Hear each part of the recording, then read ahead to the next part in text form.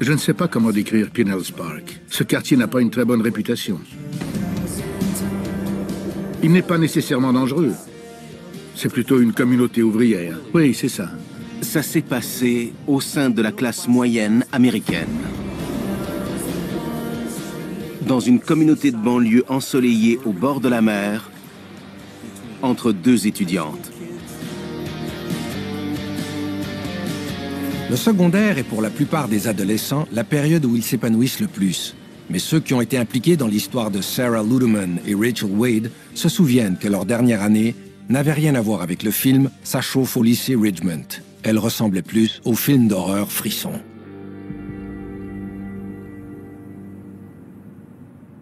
Les parents de Sarah étaient un peu plus vieux. Ils avaient attendu 16 ans avant d'avoir un enfant et Sarah était leur fille unique. Elle était la petite fille à son papa, son rayon de soleil. Il venait la chercher à l'arrêt d'autobus.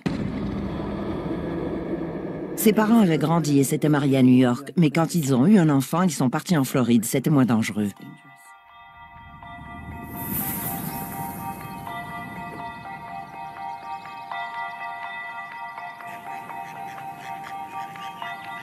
Sarah n'avait jamais eu de petite amie auparavant. À 18 ans, elle n'avait jamais fréquenté de garçon. Mais toutes ses amies avaient déjà perdu leur virginité et avaient des soupirants. Jamais un garçon ne s'était intéressé à elle. Selon les amis de Sarah Ludeman, elle rencontre Josh Camacho par hasard au printemps 2008 dans un restaurant du quartier. Elle était jolie et il avait des airs de mauvais garçon. Alors elle n'en revenait pas qu'il s'intéresse à elle. Il l'a regardée dans les yeux et lui a fait un clin d'œil. Pour elle, ça a été le coup de foudre. Elle était convaincue que ce garçon était amoureux d'elle. Pour une adolescente, la première histoire d'amour à 17 ou 18 ans, c'est mémorable.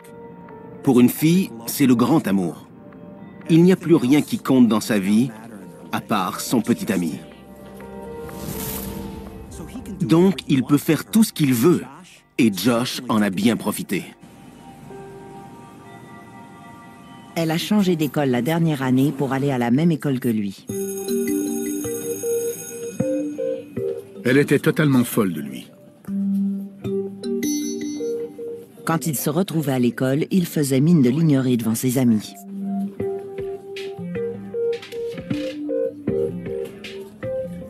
Josh ne tenait jamais la main de Sarah en public. Je me suis demandé pourquoi ça le gênait de s'afficher avec elle. Pourquoi ne lui témoignait-il aucune affection?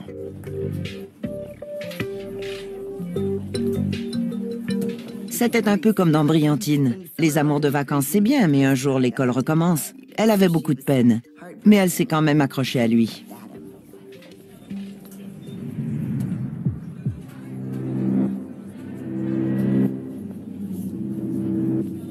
Josh croyait qu'il pouvait avoir 4 ou 5 petites amies en même temps et qu'il n'avait pas besoin d'en traiter une mieux que les autres. Il devait simplement les voir chacune leur tour. Il n'était pas forcément beau, mais il avait un charme indéniable qui séduisait toutes les filles, et il savait comment s'y prendre pour que chacune d'elles se sente spéciale. Comme le rapporte Lane D. Gregory, qui a interrogé presque toutes les personnes impliquées dans cette affaire, Josh Camacho fréquente alors Sarah Ludeman ainsi que 2 autres filles. Il fréquentait une fille avec qui il avait eu un enfant et qu'il appelait la mère du bébé. Puis il avait une histoire avec une certaine Rachel qui avait son propre appartement. Sarah habitait encore chez ses parents et elle avait un couvre-feu. Donc il passait la soirée avec Sarah jusqu'à ce qu'elle doive rentrer chez elle et il allait ensuite coucher chez Rachel. Je crois que ça lui plaisait bien que 2 jeunes filles s'intéressent à lui. Il aimait être le centre de l'attention, en fait. Sarah était une jeune fille qui voulait faire des études universitaires, obtenir son diplôme, avoir un bon emploi, passer les fêtes en famille. Quant à Rachel,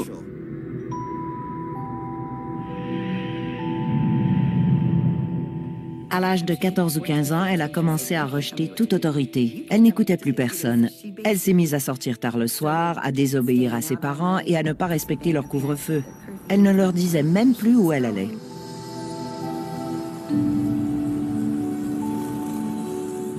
Rachel a abandonné l'école et elle s'est trouvée un emploi de serveuse. Elle tenait à avoir son appartement et sa voiture, donc elle s'est trouvée un travail dans un restaurant. Sarah a vu une publication sur la page MySpace de Rachel. C'est comme ça que tout a commencé. Les deux adolescentes se sont connues sur les réseaux sociaux. Elles découvrent qu'elles fréquentent toutes les deux Josh Camacho. Leur relation se détériore rapidement. Sent Tuesday, August 26th at 10:13 a.m. Please tell me, Sarah, why you would be a dumb to put a brand new picture of you and Josh at the beach on your MySpace. End of message. De nombreux rapports de police font état, en 2008, d'une série d'altercations entre Josh, Rachel, Sarah et une autre jeune femme, la mère de l'enfant de Josh. Puis, en 2009, l'affrontement entre Rachel et Sarah s'intensifie, tandis que la mère de l'enfant de Josh cherche à prendre ses distances. J'ai l'impression qu'elle savait qu'elle n'avait aucune emprise sur lui, alors que les deux autres tentaient de se l'approprier. Elle avait un bébé dont il fallait qu'elle s'occupe et elle se contentait de laisser Josh venir le voir. La compétition entre Rachel et Sarah pour conquérir Josh Camacho prend des allures de vendetta. Elles se livrent à des attaques personnelles et publiques via leurs messages textes et vocaux, ainsi que dans les réseaux sociaux. Sent Friday, August 29th at 4:33 p.m. Hey, Sarah, it's Rachel. It's so funny how you talk and you want to sit there and say that my man was at your house. Then tell me what he was wearing tonight, Sarah. You're dumb for real. Plusieurs se demandent d'ailleurs pourquoi elles ne s'en prennent pas directement à Josh. Elles savaient toutes les deux que Josh les trompait l'une avec l'autre et qu'il couchait avec toutes les deux. Elle lui donnait toutes les deux de l'argent, l'invitait au restaurant et le conduisait où il le voulait. Il n'avait pas de travail. Pourtant, elle n'était pas en colère contre lui, mais elles se disputaient entre elles. Ça m'a toujours sidérée. Sarah était jolie, réservée et timide. Elle n'était pas du genre à courir après les garçons. Ça l'effrayait. Alors que Rachel était une fille de la rue, en quelque sorte. Elle manquait de vernis. Dans ce contexte, Sarah est devenue celle à qui Rachel faisait payer tous les torts de Josh. Mais c'est sur Josh qu'elle aurait dû diriger sa rancœur. C'était lui le fautif. Mais que fait Rachel? Elle projette tous les défauts de Josh sur Sarah. Sent Wednesday, July 9th at 1:13 p.m. I'm letting you know now, you're either going to get f***ed up or something of yours. So watch the f*** out or answer your phone. Stop being a Je me souviens d'avoir été amoureuse d'un garçon à 18 ans. J'aurais fait n'importe quoi pour lui. Ma vie était complètement transformée. Mais je ne comprends toujours pas pourquoi elles s'en sont prises l'une à l'autre plutôt qu'à lui. Sarah et Rachel sont tout de même conscientes que Josh est responsable de la haine qu'elles éprouvent l'une pour l'autre. Le 17 juin 2008, Rachel publie sur sa page MySpace « Tu m'as trompé, tu m'as frappé, chaque fois tu as dit « Je suis désolé, je ne le referai plus. Tu n'es qu'un petit garçon, j'ai besoin d'un homme. » Malgré tout, Sarah et Rachel refusent toutes les deux de quitter Josh. Pourquoi elle ne l'a pas quitté tout simplement? Elle était amoureuse de ce garçon. C'était son premier amour, sa plus belle histoire d'amour. Elle ne pouvait pas y renoncer.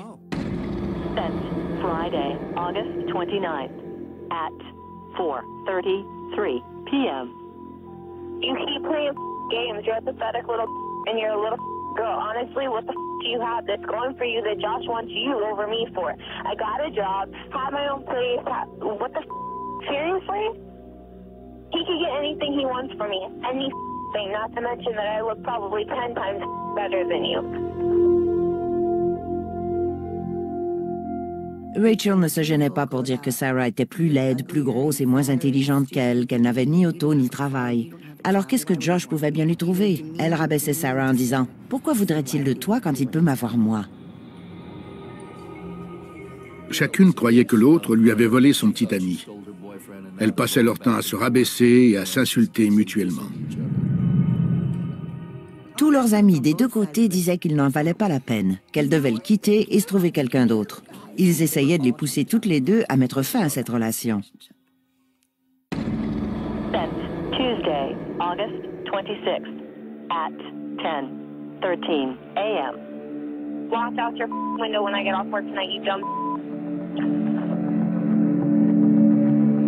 Une chose pareille ne serait jamais arrivée à mon époque. On n'avait pas de réseaux sociaux ni de textos. On ne pouvait pas tout montrer à nos amis et réécouter en boucle nos messages. Ça ne serait jamais arrivé.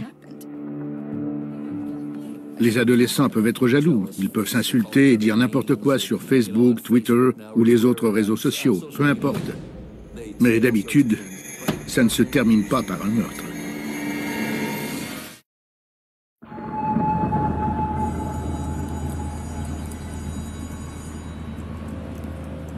C'est le moment où tout bascule, où il est très difficile de savoir ce qui s'est vraiment passé. Nous savons que quelqu'un va mourir, mais comment en est-on arrivé là? Sarah disait que Josh était son grand amour pour toujours, et elle croyait qu'ils allaient passer le reste de leur vie ensemble. C'est ce qui lui faisait croire d'une certaine façon. Je pense que pour Rachel, c'était plus quelque chose comme « elle ne l'aura pas, il est à moi ». C'était de la possessivité. Sent Wednesday, November 12th at 7:47 p.m. Hey Sarah, it's Rachel. I'm on my way to the park, and I'm sure you guys are probably walking since you're all broken, don't have cars, and I know you need the exercise. I'm sure Josh is trying to send you out a little bit.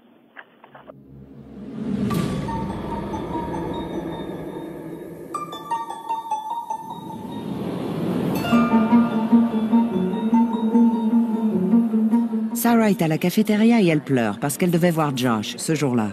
Rachel est chez elle et elle pleure parce qu'elle aussi devait voir Josh. Elles croyaient toutes les deux que Josh les aimait et qu'ils allaient rester ensemble pour toujours.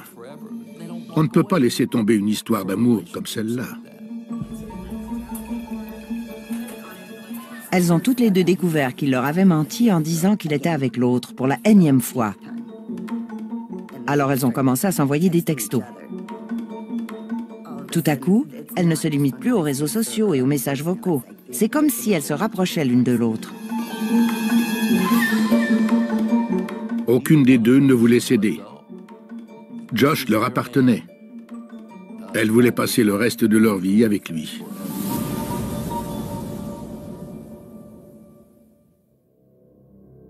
Selon le rapport initial de la police, dans les jours qui ont précédé le 15 avril 2009, les insultes entre les deux femmes gagnent en intensité. Apparemment, Sarah serait allée chez Rachel en voiture et l'aurait menacée. Sarah fait la bonne chose. Elle écrit à Josh. Que fait Josh? Il lui répond « Viens, je vais tout arranger ». C'est Josh qui allume la mèche de ce baril de poudre.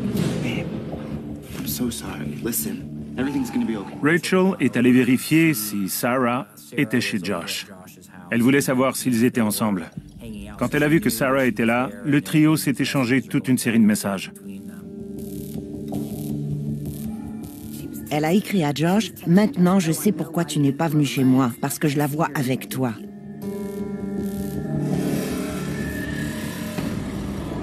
Sent Sunday, August 31st at 11:25 p.m. Why don't you come see Josh now, Sarah? Come see him now while I'm outside his house. I dare you. Un témoin déclare à la police que Sarah Ludeman a mis son téléphone en mode haut-parleur et qu'il a alors entendu Rachel Wade dire qu'elle irait chez Sarah pour les poignarder, elle et son petit ami mexicain. Elle l'insulte, mais elle veut quand même qu'il revienne auprès d'elle. C'est difficile de se mettre dans la peau d'une adolescente. Je ne veux pas paraître sexiste, mais les adolescentes sont beaucoup plus émotives que les adolescents.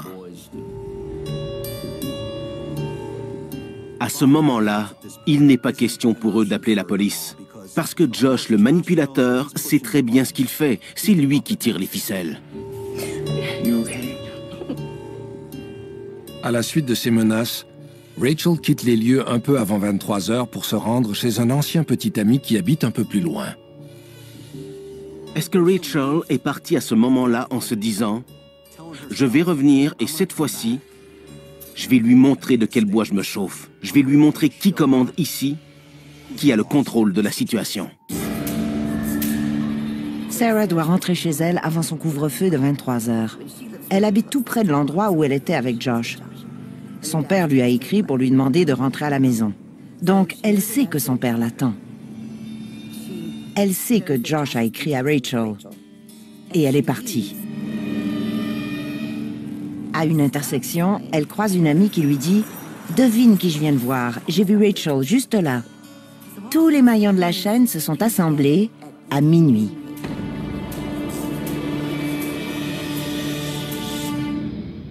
Dans ce genre de situation, les gens ressentent une rage intérieure que certains qualifient de volcanique. Cette rage doit sortir. Elle doit exploser comme une éruption, elle doit se répandre, et c'est ce qui est arrivé. Elles se sont vues et se sont affrontées physiquement ce soir-là.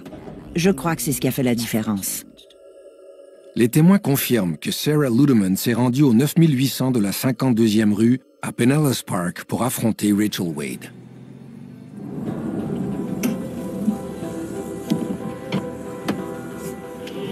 Elle a à peine eu le temps de sortir de son auto.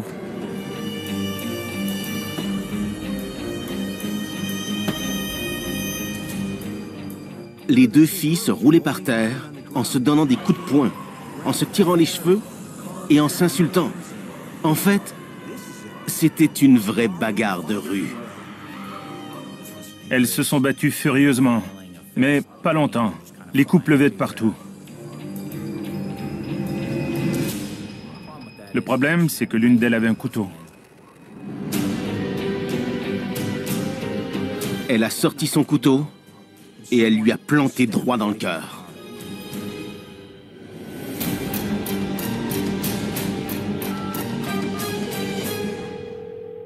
Sir, what's going on? There's been a stabbing. There's a fighting. There's a stabbing. Someone was stabbed? Yes. She's on the floor. Who stabbed her?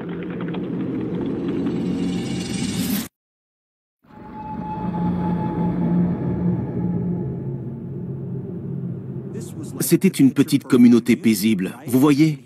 Et tout à coup, voilà que deux adolescentes se battent dans la rue, en plein cœur de cette jolie petite banlieue américaine.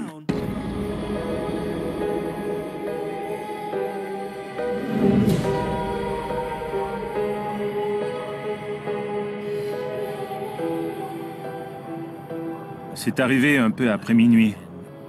J'étais en devoir ce soir-là. Alors j'ai été appelé sur les lieux. Quand un incident du genre se produit, nos unités se rendent sur place, sécurisent la scène du mieux qu'elles le peuvent, et puis elles nous appellent. Quand la police arrive, la bagarre est terminée. Rachel Wade est consolée par des amis. Quant à Sarah Ludeman, elle a reçu 2 coups de couteau, potentiellement mortels. Elle a d'abord été poignardée à l'épaule, puis en plein cœur. Elle a rampé jusqu'à son auto, puis elle a appelé Josh pour lui dire qu'elle avait mal et le téléphone s'est éteint.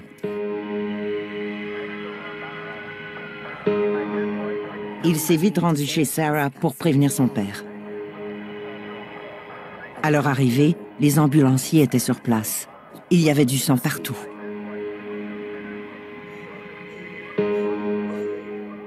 Le pire scénario possible, un scénario inimaginable, s'était réalisé. Le père de Sarah est arrivé et il a vu sa fille gisant par terre. Ça doit être une vision vraiment horrible pour un père.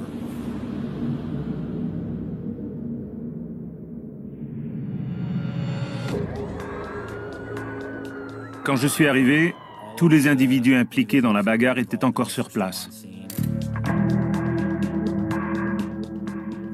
Sarah a été transportée à l'hôpital peu de temps après. Elle n'était plus sur les lieux, mais le sol était couvert de sang près de la fourgonnette qu'elle avait empruntée. Et on a trouvé quelques-uns de ses vêtements.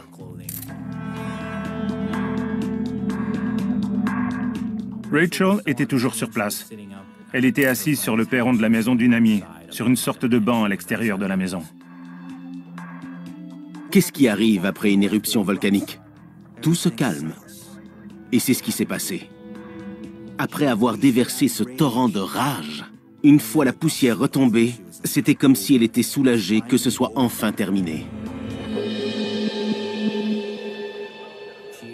À ce moment-là, je ne pourrais pas dire que Rachel semblait bouleversée ou attristée par ce qui venait d'arriver. Non, elle était assise bien tranquillement. Elle était calme. En discutant avec les amis qui étaient avec Sarah ce soir-là, on a mieux compris ce qui s'était passé, même si tout n'était pas clair.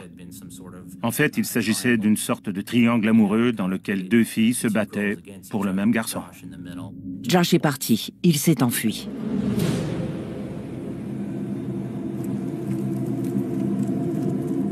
L'ironie dans tout ça, ce qui est triste, c'est qu'elle pensait que c'était Sarah son problème, mais ce n'était pas Sarah le problème. Le problème, c'était Josh. C'est lui qui avait mis le feu aux poudres.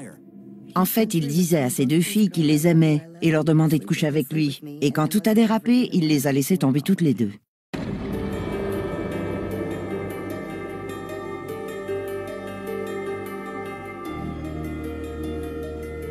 When Sarah was hitting me, I went to hit her and I really did not even stab her. I'm not going to kill somebody. Tell me how it happened. So she was hitting me, and when I went to hit her back, I had put one of my hands up, and I tried to hit her back and keep my hands in front of me. Beaucoup de ces déclarations ne servaient qu'à la couvrir. Elle se donnait le rôle de la victime au lieu de reconnaître sa responsabilité dans cette affaire. I did not mean to stab her at all. How many times did you stab her? I guess once. L'important était de déterminer si son acte avait été prémédité. Est-ce qu'elle avait pris le couteau avec la ferme intention de l'utiliser ou l'avait-elle utilisé pour se défendre? Are you telling me that you had it for some form of protection? Yeah, because I know they're going to tell me. Est-ce qu'elle l'avait pris à la dernière minute parce qu'elle se faisait attaquer?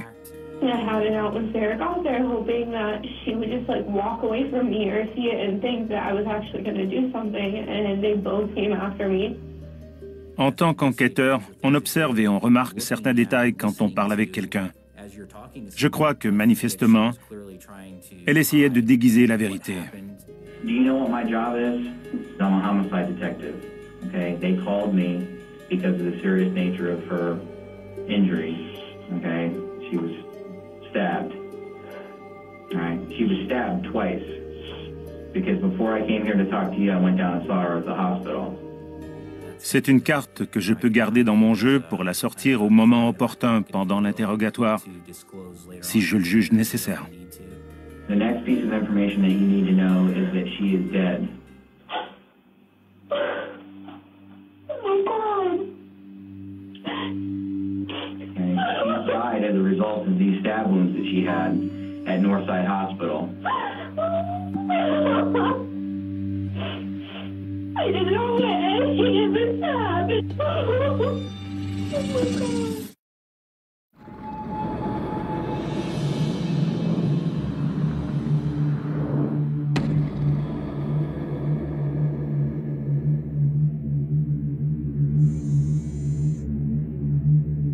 All this over Josh? I just didn't want them to terrorize me anymore. They follow me everywhere. They come to my job. They come to my house. I did She's not not. going to follow you anymore because she's dead now. Oh my God. À son arrivée à l'hôpital, elle avait déjà rendu l'âme. C'est vraiment très triste. Sent Wednesday, April 15th at 1 p.m. Yeah, Sarah, it's Daddy. I know you're not with us no more. I'm hoping somebody's listening to this phone. If you are, could you call me? My daughter was killed last night. I just want a little closure. Pour Rachel, la vie humaine n'avait aucune valeur ce soir-là, sinon, elle n'aurait pas pris un couteau.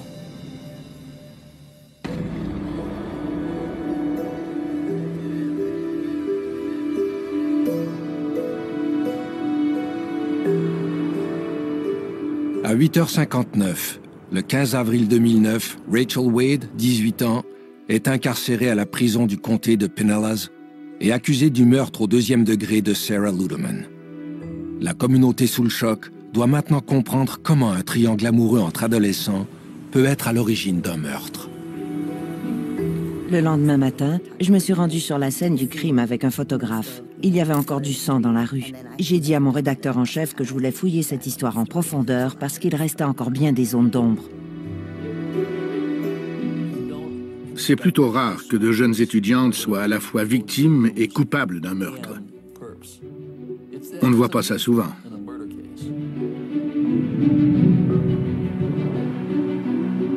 Pinellas Park est une de ces villes de la région de Tampa Bay où les gens vivent de génération en génération.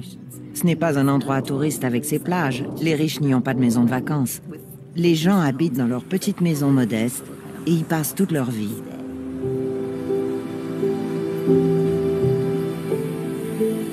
Le fait qu'il soit dans cette école a certainement joué un rôle dans cette affaire. Plusieurs années auparavant, un étudiant avait fait feu sur un professeur à l'école secondaire de Pinellas Park. Donc, il s'était déjà passé un événement traumatisant dans cette école. L'incident violent est survenu lorsqu'un directeur adjoint s'est approché d'un étudiant en possession d'une arme à feu.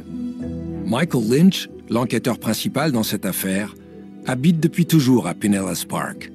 Il a fréquenté l'école secondaire en question et il était présent en 1988 lorsque 2 étudiants avaient déclenché une fusillade à l'école. Mon frère avait 2 ans de moins que moi. J'étais finissant et il en était à sa 2e année. On était en classe à ce moment-là. C'était avant les cellulaires, en 1988. Bien sûr, les parents avaient paniqué. Personne ne savait ce qui se passait. Ils ne pouvaient pas texter à leurs enfants ou les appeler. L'école a été fermée. Tout le monde a dû rester sur place et au bout d'un moment, on a pu sortir.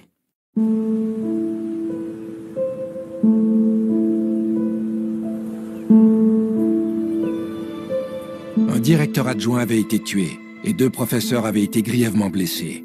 La police était intervenue et avait finalement arrêté les assaillants. À la suite de ce drame, la communauté était restée profondément marquée. On a eu quelques jours de congé et après la fin de semaine, à notre retour à l'école, l'atmosphère était complètement différente. Les gens étaient encore traumatisés par l'événement. Il y avait des impacts de balles sur les murs extérieurs de l'école, là où l'échange de coups de feu avec les policiers avait eu lieu. Le premier incident qui était survenu à cette école avait traumatisé tout le monde. Les étudiants, les enseignants et les parents croyaient tous avoir mis ces événements derrière eux. Et voilà qu'une étudiante de l'école secondaire de Pinellas Park en tuait une autre.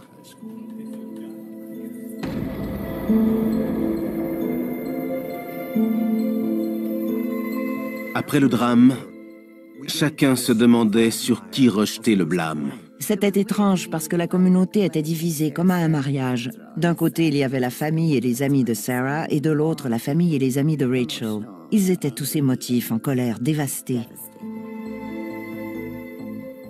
Les parents de Sarah et de Rachel savaient que leurs 2 filles ne s'entendaient pas, mais ils ignoraient à quel point c'était grave. Il n'y a qu'une seule personne à blâmer, et c'est Rachel. Rachel Wade a tué Sarah.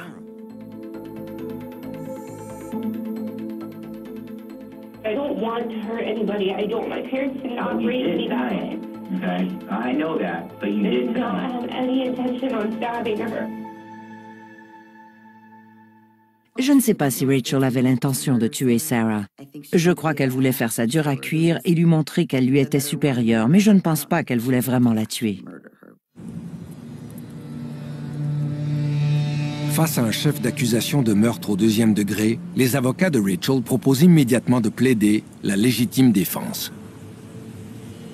L'État de la Floride a adopté une loi, la loi Stand Your Ground, qui stipule que si vous avez des motifs raisonnables de crainte pour votre vie, si quelqu'un vous assaille et que vous tuez cette personne, vous n'êtes pas coupable de meurtre. En Floride, lorsqu'on invoque la loi Stand Your Ground, vous pouvez bénéficier d'un mini-procès si vous le voulez. Il se déroule devant un juge Et les avocats de la défense peuvent présenter les faits qui leur semblent pertinents pour invoquer la légitime défense. Cette loi unique à la Floride est étrange. On peut l'interpréter de différentes façons. Selon les lois de la Floride, Rachel Wade aurait pu utiliser une force mortelle si elle avait des motifs raisonnables de croire qu'une telle force était nécessaire pour protéger sa vie ou prévenir toute blessure sérieuse à sa personne.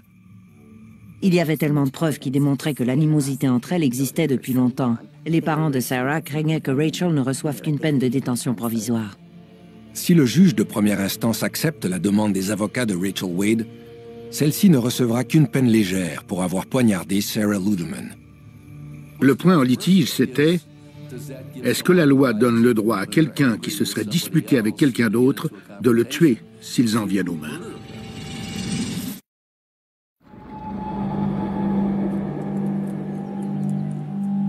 L'affaire Rachel Wade est intéressante à mon avis, parce que d'un côté, il y a Rachel Wade, qui n'est pas une meurtrière, mais qui a tué quelqu'un.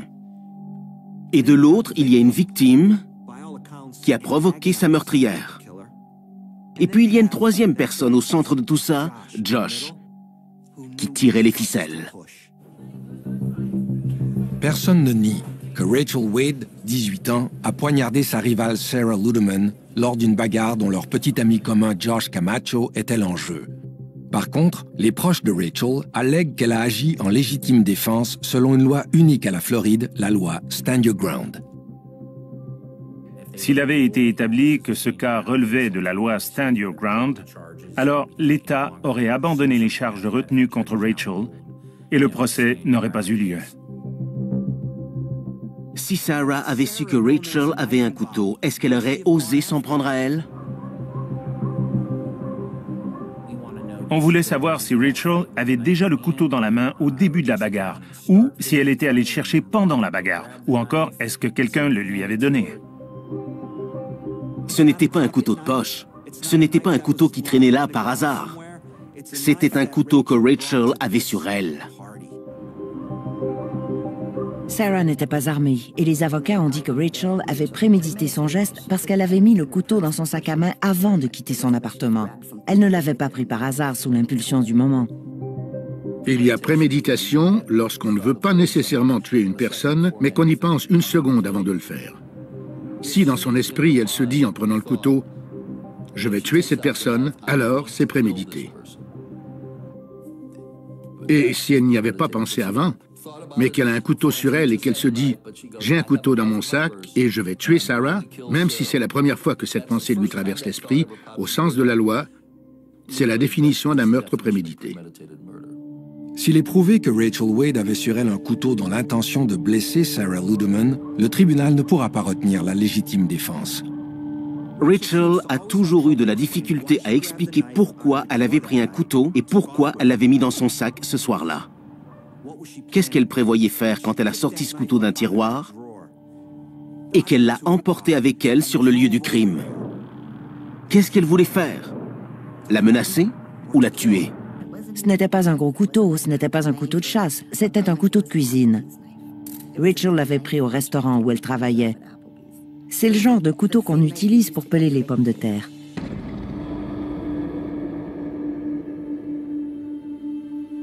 When you went back up to the house, what did you do with the knife once you had it? I threw it Where? towards the neighbor's house.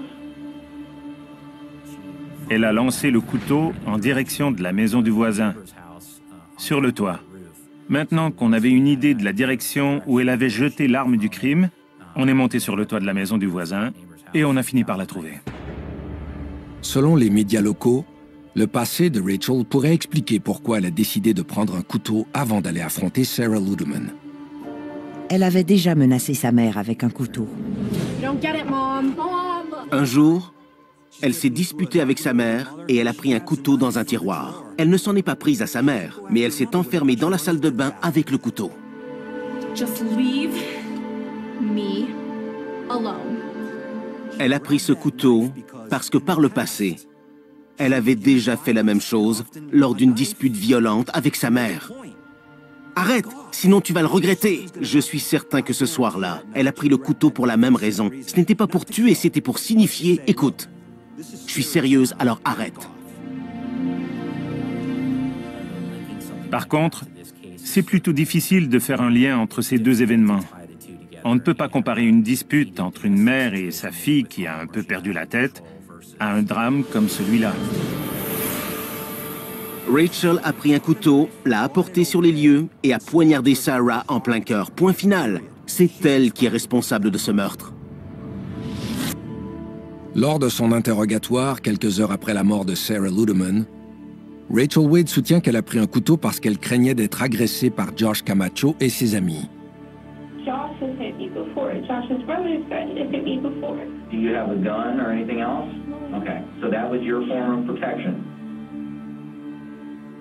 Elle ne savait pas forcément que Sarah allait venir. Sa présence semblait être due au hasard. Donc, est-ce qu'elle pensait que Sarah venait régler ses comptes avec elle ou qu'elle allait se battre avec Sarah plus tard? Je ne sais pas. La défense de Rachel Wade est consolidée par les gestes posés par Sarah. Les déclarations des témoins et les rapports de police montrent sans l'ombre d'un doute que Rachel Wade et Sarah Ludeman ont toutes les deux nourri le conflit qui les opposait au sujet de Josh Camacho. Leur rivalité a souvent été comparée au comportement des protagonistes du film Méchantes ados, tourné 5 ans auparavant. Sarah et ses amis allaient au Applebee's pour intimider Rachel pendant qu'elle travaillait. Elle s'assoyait dans sa section et elle la bousculait ou elle lui bloquait le passage quand elle transportait des plateaux remplis de nourriture.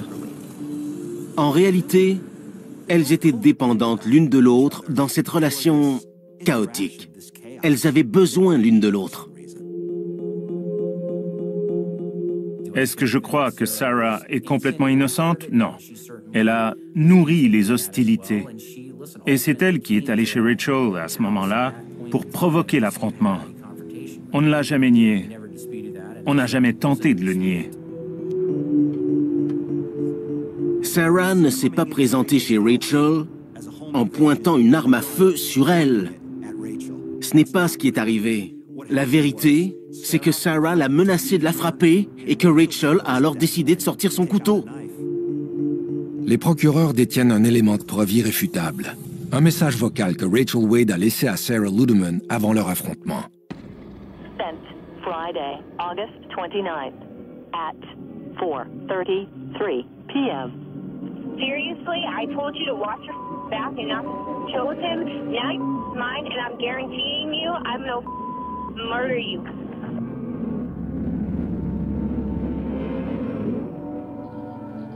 Ce sont les mots qu'elle a utilisés. C'est à Sarah qu'il s'adressait. Elle a dit « Je vais t'assassiner ». Ce n'est pas une expression insignifiante du genre de celle qu'on lance dans le feu de l'action « Je vais te tuer pour ce que tu as fait ». Le choix du verbe « assassiner » n'est pas anodin dans les circonstances. Absolument pas. You're fat, and I'm gonna kill you. I swear on my life. Qui d'entre nous n'a jamais dit « je vais te tuer » sur le coup de la colère? Mais elle, ses propos ont été enregistrés et elle est allée très loin. Pendant le procès, je crois que c'est lorsqu'on a fait jouer le message vocal où Rachel dit à Sarah « Je vais t'assassiner » que tout le monde dans l'audience a tressailli. Rachel s'est laissée envahir par la rage. Elle était folle de rage et elle n'était plus capable de se contrôler. Les mots qu'elles ont utilisés ont peut-être dépassé leurs pensées. Elles ont dit toutes sortes de choses, toutes plus méchantes et délirantes les unes que les autres. Est-ce qu'elles les pensaient vraiment? Qui sait?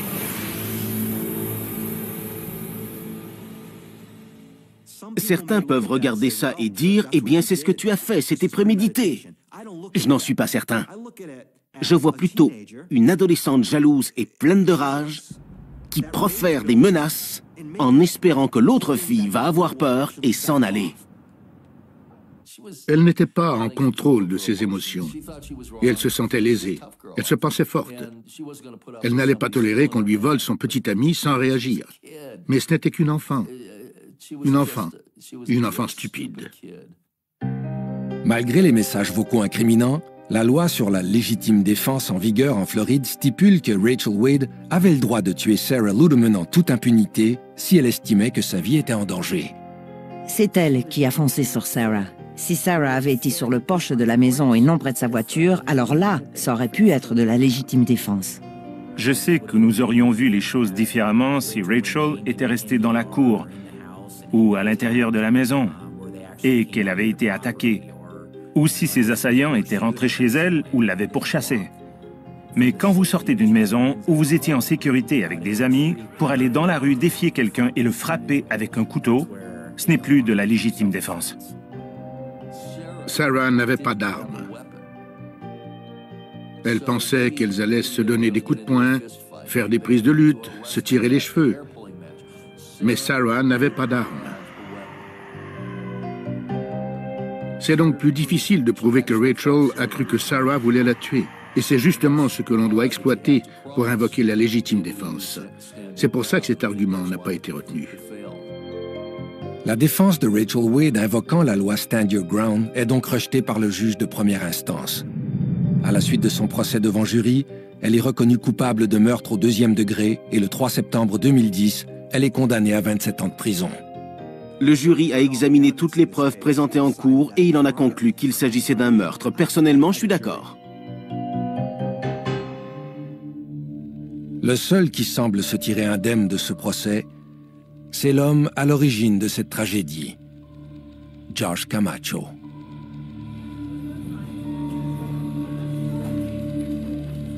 On en a discuté avec le procureur. Est-ce qu'on pouvait l'accuser de quelque chose? Quelles preuves pouvait-on présenter contre lui?